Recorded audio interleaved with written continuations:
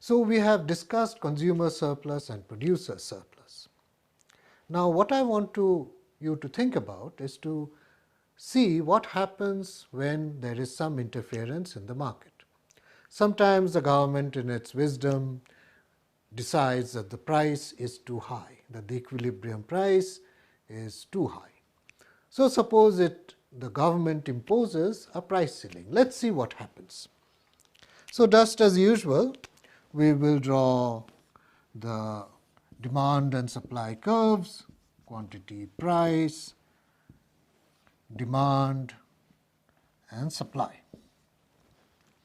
And of course, just like before, the equilibrium price will be P0 and the equilibrium quantity Q0. And if you remember, we said that the consumer surplus will be this area and the seller surplus will be shaded red.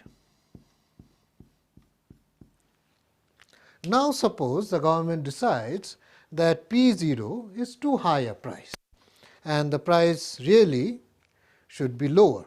So an example could be rent control. So the government believes that the prices that landlords are charging to their tenants is too high and it would be useful to lower the price so that more people can find rent affordable. So let's suppose the price is now P1. At a price of P1, what happens? Well, the quantity demanded is now QD, whereas the quantity supplied is QS. And now of course, there is a shortage because the quantity demanded exceeds the quantity supplied. Of course, you can't force landlords to offer up their apartments for rent, so the amount that will be transacted, that is bought and sold, will of course be QS. So let's see what happens to the consumer surplus and the producer surplus at this particular quantity and at this price P1. So I will extend this line upwards till it reaches here. So now what has happened to the consumer surplus? Well, earlier the consumer surplus was this whole blue shaded area.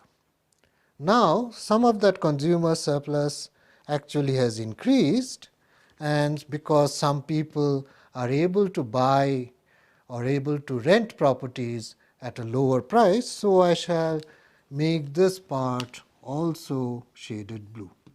So this is an increase or addition to the consumer surplus. Well, what happened to the producer surplus? Earlier it was this big triangle. Now some of that has been lost to the consumers because now we are forcing landlords to rent out their apartments at a lower price. But something else has also happened. This small triangle and this other small triangle, so this part which is shaded blue and this part which is shaded red, has now vanished.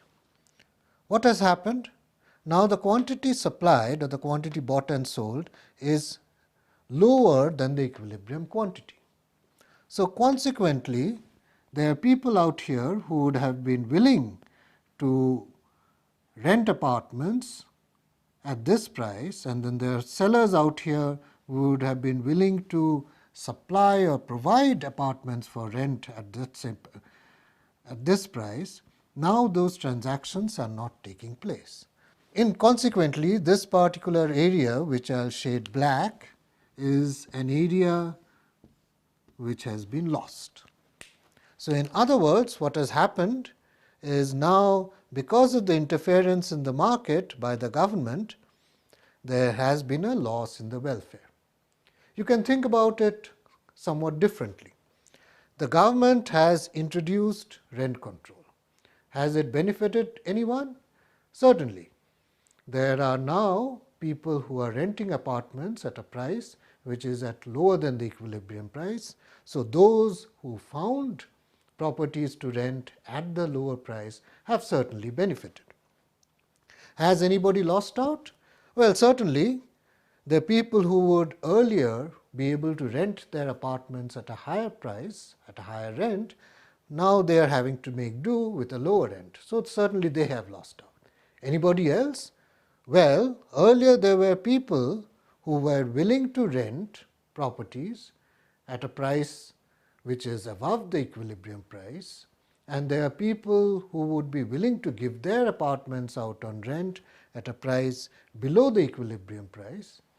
But now those transactions are not taking place. So there are a number of people who would want to rent, and the number of people who want to rent out their properties, but they don't meet each other.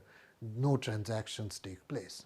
So, and that is of course a loss to the society.